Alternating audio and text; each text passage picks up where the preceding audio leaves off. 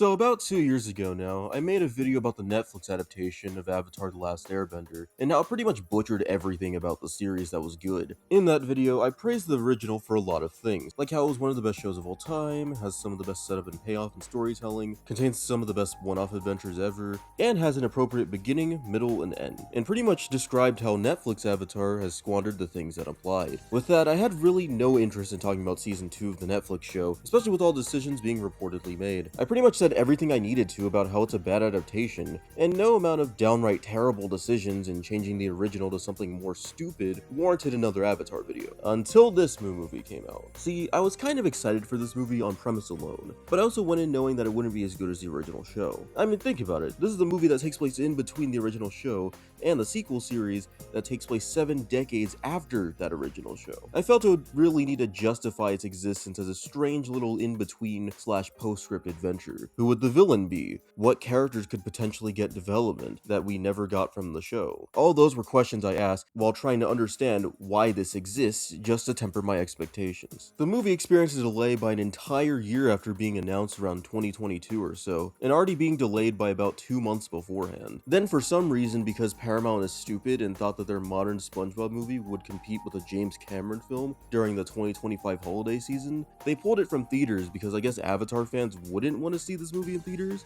You know, why not? Unfortunately, the movie did leak in April, but we won't get into that too much. I guess Paramount was like Sony that day because their password must be password. Paramount, the company of greedy executives, totally deserves this hack. However, I wouldn't say the animators and the rest of the likely underpaid staff deserve this, and they deserve to be supported. With that mess, they decided to actually release it 3 months earlier, and here we are with this video. After watching this movie, I would frankly say I was incredibly disappointed with what I saw. I hadn't read a single review yet, or even talked about it to anyone. Yet, besides a few that agreed with me, most of what I saw was absolute praise for it when I actually did check out reviews. People saying it was just so great to see Team Avatar in something again and not being old, along with having beautiful animation. Sadly, I didn't feel the same outside of the visuals, and I'll happily explain why that is. This is why Avatar Aang, The Last Airbender, there was a whole other title that was way too long, doesn't work. The story of this movie is really funny because it's actually super basic. The original show's premise wasn't the hardest thing to understand or anything,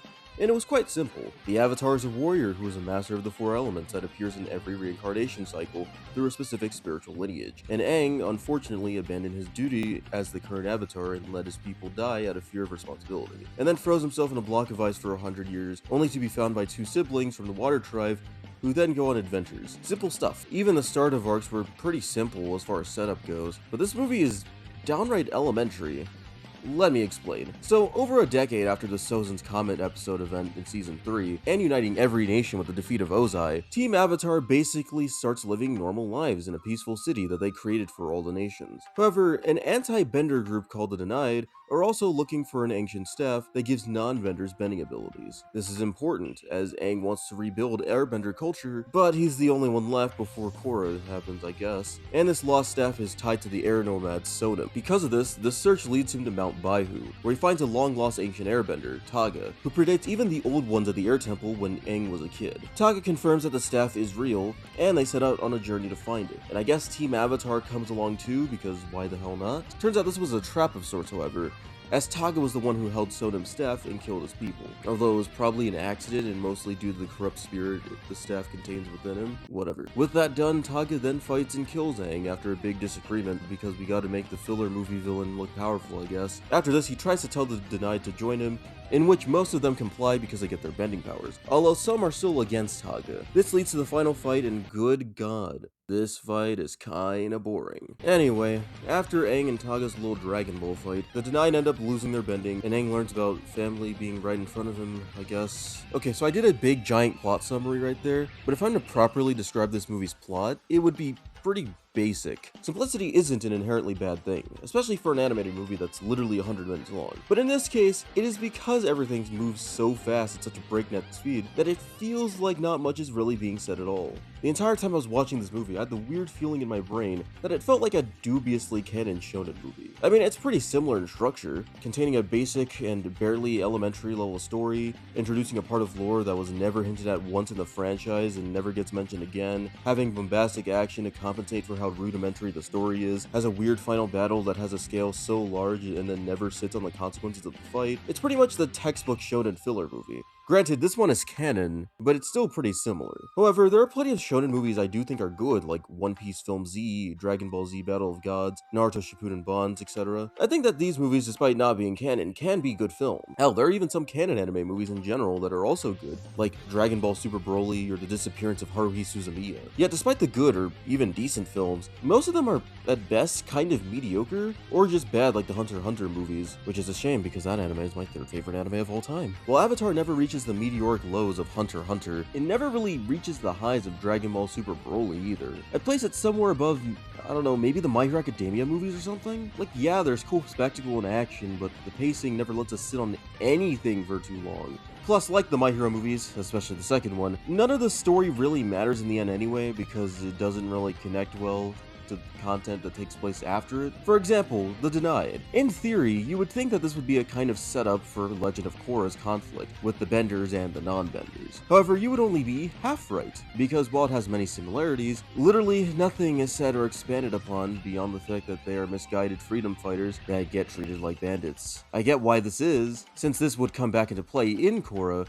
but it would be nice if this was explored way more from the perspective of anyone really by the end, which just never happens. Something like this would have totally elevated such basic material, but alas, this can never come to be. There's also a giant tonal inconsistency problem, which is a common thing in Avatar, but there's usually a balance. Sure, you can have a silly moment here and there, but there was a difference between most of the humor in Avatar and the average kids film type humor for the most part. Sometimes this movie can have an okay joke, but a lot of it is just, hey, the kids will love this type of humor. Like when they meet the Taika Waititi sphere that's totally unfunny. Also, they made Sokka unfunny somehow. How? The story of this movie is strange. It's very point A to point B until an action scene, and then it's over, which I think, while entertaining to watch in some way, it's structurally boring. There's not much to say about the story, which makes me ask, was this even needed? Okay, so one of the first things I mentioned in this video was that there was a worry I had that this entire story wouldn't be needed. Think about it this way, Avatar: The Last Airbender is a show with a beginning, middle, and end. Pretty much every important character got their development or some arc that they needed. There were definitely a few characters that we could have seen more of, but for that story, it makes sense why they didn't drag it out to a season 4 where they awkwardly try to develop everybody. With that, a post-season 3 movie could have actually worked to some degree. Maybe it could focus on someone that isn't Aang while still having him as the protagonist, someone who maybe didn't get much development. Hell, they could even improve on Aang and Katara's relationship, as that was honestly one of the more undercooked parts of the original series. Mostly because Nickelodeon shows in general just fucking suck at romances in all things. Instead, we get another plot where we have to focus on Aang's survivor's guilt and this new Airbender villain that was frozen in a block of ice,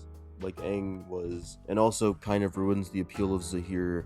Whatever. Now with that, we get to the next segment, the characters. Listen, I get that Aang's survivor guilt will forever haunt him and it'll never truly go away, but are we seriously going to retread this arc again? I explained in the last Avatar video, but Aang's survivor's guilt was handled so well because it was based on the choice he made himself to run away. That episode had him come to terms with the fact that while it was 100% his fault, he could only move forward and try to make the world a better place one step at a time by doing what he couldn't when the air nomads were all killed. Revisiting that guilt just feels super repetitive, but there also could have been a way to revisit this part of his past without feeling like a retread. Personally, I don't really have any ideas for how they could have done that, but it seems the writers didn't really have any either. They probably could have had more ideas that were scrapped in focus testing, but who knows? All I know is that Aang's guilt isn't really revisited with any form of nuance, and it makes this movie feel totally unneeded. One of the best regressive arcs I can think of in a long-running media franchise like this was actually in Spider-Man 3, in regards to film specifically. In the case of Spider-Man, when Peter first got his powers, he found out he was able to beat up Flash Thompson, unintentionally of course, and even if it was entirely in self-defense considering the context, he still very much enjoyed it to some degree. It took both his Uncle Ben telling him that with great power comes great responsibility,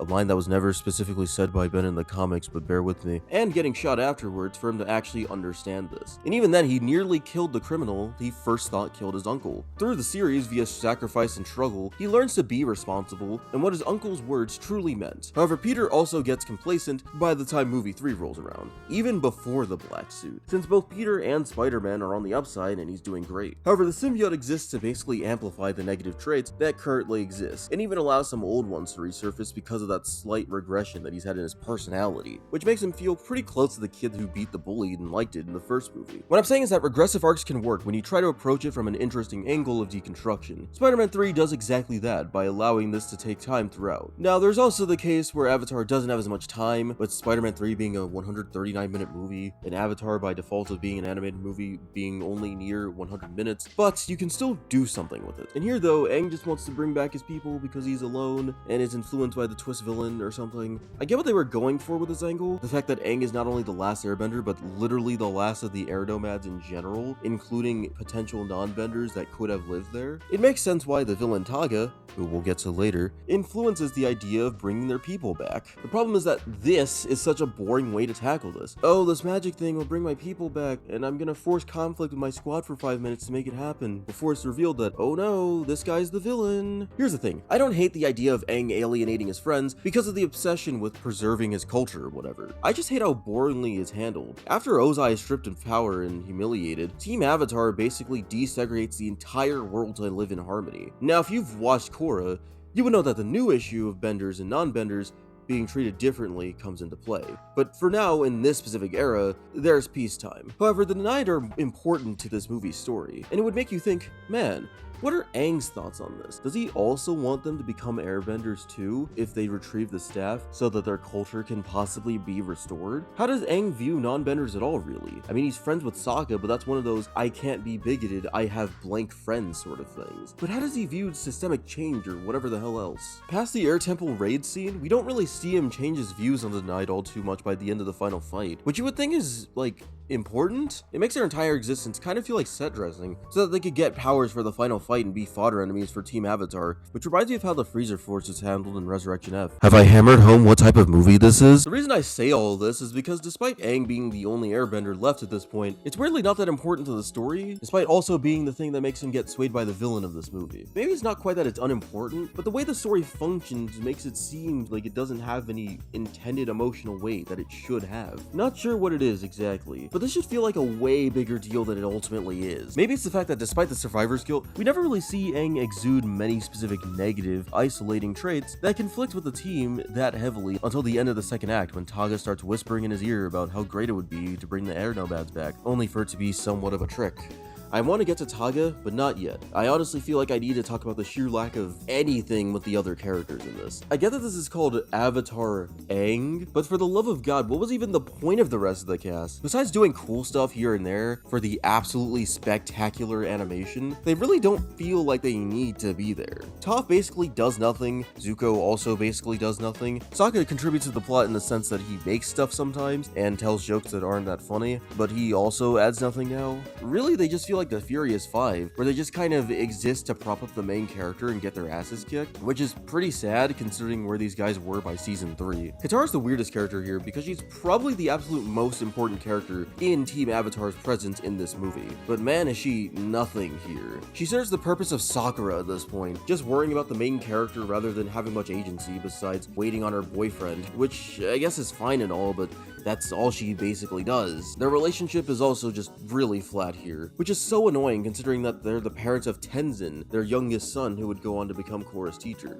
You would think that they would build their chemistry or something. If anything, the ending should have been a time skip where Katara announces that she's pregnant with Tenzin's older sibling, Bumi, instead of, I don't know, finding the lost bisons, I guess, which felt somewhat hackneyed into the script if anything. It would have made more sense with Aang's identity crisis and feelings of loneliness in being the last airbender, knowing that his bloodline could potentially continue with a new airbender. There's also the fact that Aang and Katara's relationship was one of the weakest parts of the original show. I thought that relationships were terrible in general in Avatar, unlike a lot of other Nick cartoons, and especially the action-heavy ones. I mean, both the Sagas were fine, more so the stuff with Suki. I think that was pretty cute. And the Zuko and Mai stuff was pretty good, but Aang and Katara specifically were the least developed part of it. Part of it was because Katara acted more like the mom that's the same age as everyone archetype, which kind of inherently clashes heavily with her liking Aang, along with the show just not really having the time to care about it that much. So you would think that for the movie when they're adults, they'd make it work, right?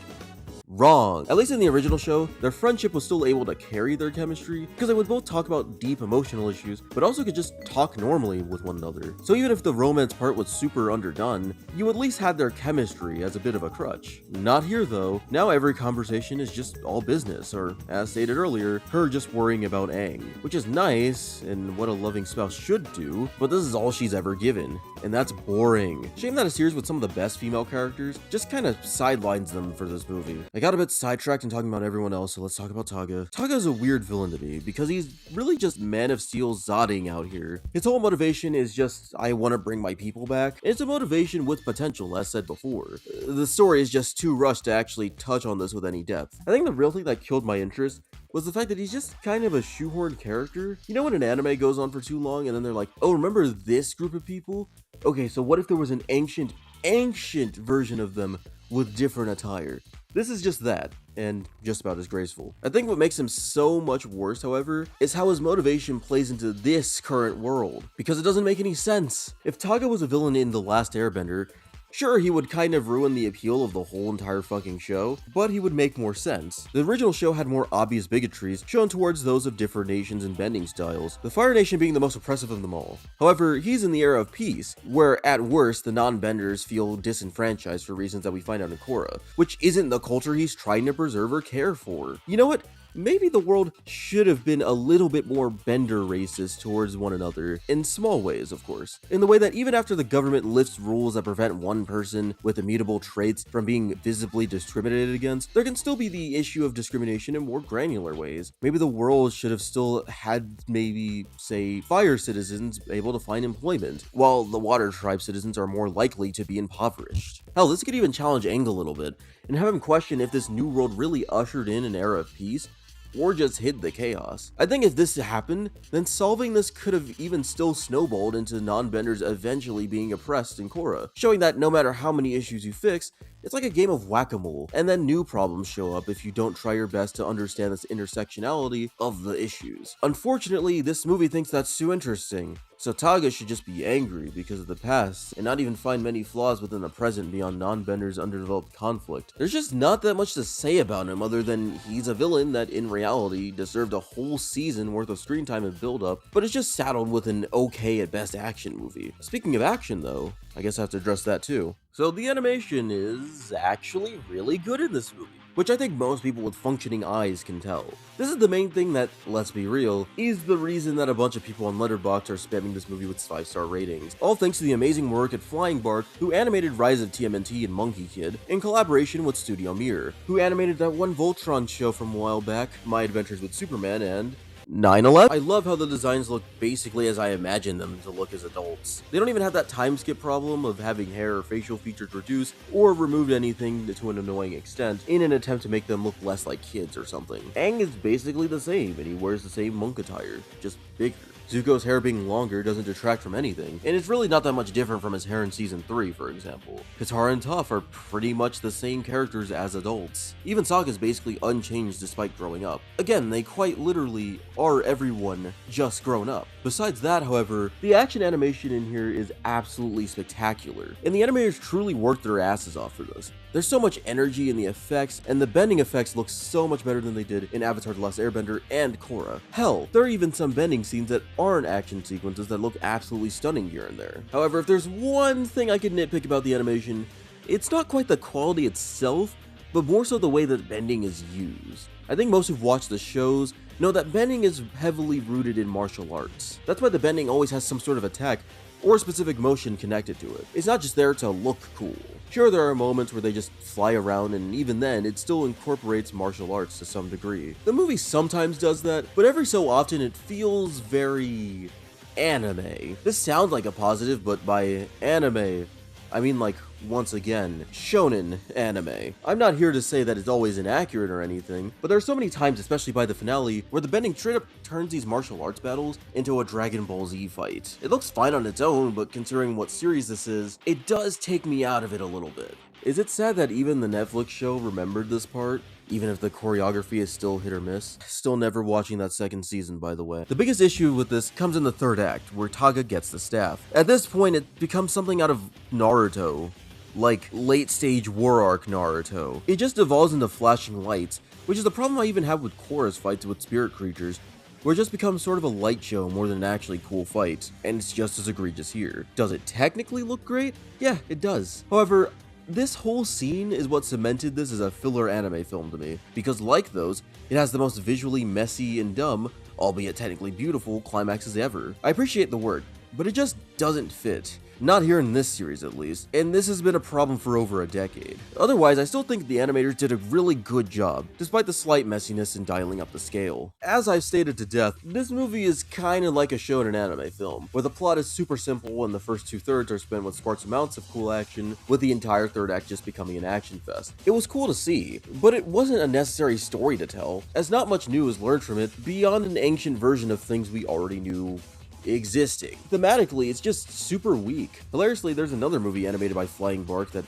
actually had the exact same structure as Avatar Aang and does it better. The Rise of TMNT movie is awesome, but if it's not just because of the excellent animation that plays into the already existing really good show's strengths, it's for how it focuses on its relationship between Leonardo and Raphael. The movie knows it's a super simple story about an alien invasion from the Krang, but it still feels like a really personal movie for the turtles.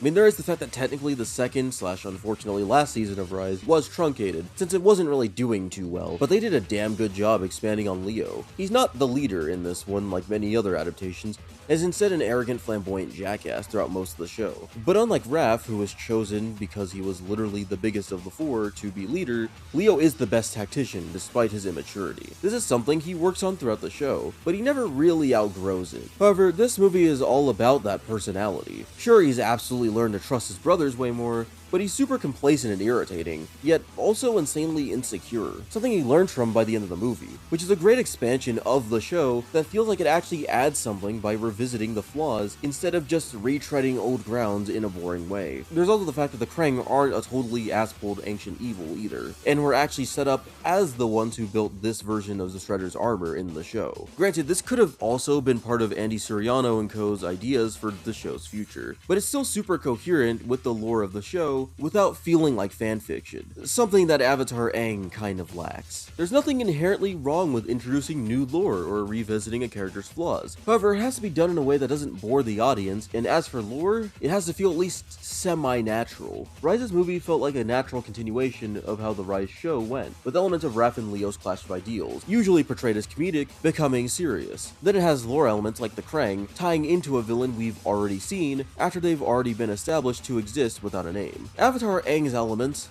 feel like random bullshit go, and then when they try tying it into the sequel series, it gets kind of forgotten. Shit, it would have been cool if there were Ozai loyalists that kind of act like current day neo-Nazis or something, if they didn't want to commit to the benders versus non-benders thing. It would make sense because people don't just stop their bigotry overnight, especially after a leader or a team dies.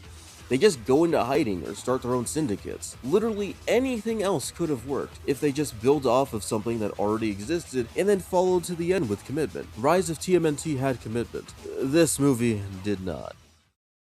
I just think that overall, Avatar Aang is just an okay movie at best. It's not irredeemable, and I don't think it actively ruins the franchise or anything like that either. I mean, there are definitely other projects that could. It's just sort of weightless, and I question what the point really was in telling the story at all, because while I know it takes place in between two shows, it doesn't really leave much of an impact on the greater world of Avatar. This video may be shorter than other videos, because I wanted to get this one out as a bit of a filler holdover video before the big anime one. However, this movie still had me bothered to the point where I felt the need to make a video on it, as its issues are so massive to me that I had the feeling I needed to get my thoughts out on it. I was a bit disappointed in this movie, but it's not the worst thing in the world. Not even the worst thing to happen in this franchise, really. I just hope that the Avatar universe continues into prosperity, and learns to tackle subject matter in more challenging ways again. I mean, besides, isn't that just what they used to do anyway?